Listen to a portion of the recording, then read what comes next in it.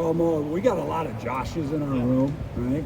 So, I like mindless dumb TV when I can. And so I kind of relate with that to like The Office. When Michael Scott goes down and he goes to watch The Office, he goes in the warehouse, and it's Mr. Rogers' Neighborhood, right? Yeah. And it's really, he's down in Daryl Philbin's. It was Daryl, and it was Philbin, and then Reed, and then Raj, and it kind of morphed. So I think the Jimmy thing just kind of morphed from, we got a lot of Joshes, and we got a Dillo, we got a Frye, we got a Simmons. So, in the room, we got the Jimmy there, but he's Josh. You recruited him when you were at UCLA, that I don't understand, but, what just stood out about him then, and what stands out about him now? I mean, why has he made, number one, why has he fit in so quickly, and number two, why has he made such a, I don't know if it's a quick rise or what you would call it. He's a more mature guy. That's the thing. When you get these guys from the transfer portal, they've known college football. So even with some of those younger guys that came mid-year, they're really still just first-year guys. He's been in a locker room. He's played in college football games. So I think the speed of the game for him is a little slower than an actual rookie. Coming out of high school, it's all the stuff we talk about. You can watch every interview I've said, and that's about lineman evaluation, like base spin, balance, and burst. I felt out of high school, he owned those, and then he continued to develop those, and the need opened up with the spot and the fit, and now he's bought into the room, he's bought into the culture, he's around the guys, he works the way you're supposed to, he's still learning, to work some of the ways that he needs to, and he's around a good room of guys that know how to do that, and so he's bought into that, and I think that's been the easiest transition for him. What you need to see from him early to start looking at him at left tackle? It's just all of those guys rolling. We got a lot of tackles that we've been rolling through, and finding the best fit of who's best next to each other, who's comfortable in space when we need them to be. You got a guy like Josh Frye that played left all spring and moved over. He's got a lot of reps there, so we don't know that may not be the case if we need that to be as well. So still really in the thick of it. Like I said, we've got Charlotte groups, we've got great groups. These guys are taking a ton of reps. Mike and I, and Coach Philbin, and Coach Day, and the whole staff, we're evaluating and grading every snap of every game.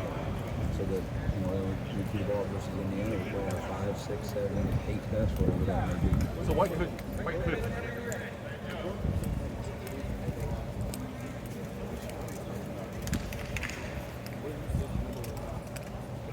He's just another freshman that's bought in. Got to get through camp, got to go that way, and he's just ultimately got to keep doing what he's doing and continue to grow and be a better football player. Is he further along? I stopped putting hopes and wishes in those buckets of guys. You just kind of coach them and see where they're at. If you timestamp it, then you might be disappointed, and that's a bad way to look at it. So, it's about the now and the process, and that sounds really cliche, but that's how coaches you have to look at that, because you could look at a young kid hoping, God, I really think he's going to be this, and then what if he's not? Well, now if you set yourself up for, maybe it was too fast, maybe it was this, you just go day by day, and as you get through camp, you get through spring with those guys, you really try to figure out who's there and how far they're coming along without gauging them.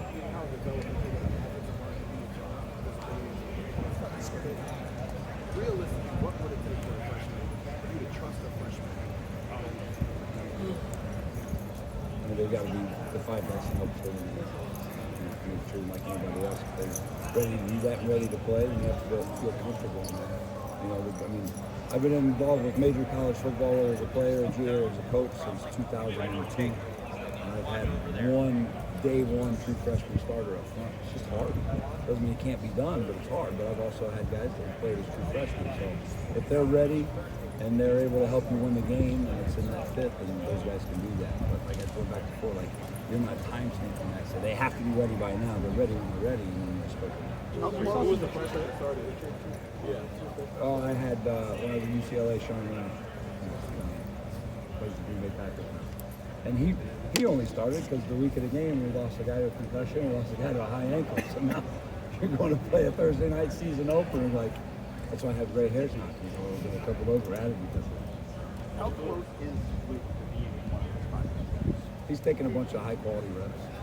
All those guys are battling. You got Zindue, you got Tegra, you got him, you got George, you got Josh Simmons, you got Josh Fryer. You got guys out there on the edge that are, like I said, you have to ask me, is it a Scarlet Day or a Gray Day? And that's who's been with me, who's with Mike, who's going against JT and Jack one day, who's got Kenyatta one day, who's inside, Caden Curry, whatever that may be. It's a day-by-day evaluation, and that's the best way I know how to do it is press play on the tape, grade the tape, and then as you get closer to that game week, you can really start pegging who your guys are going to be helping in the game.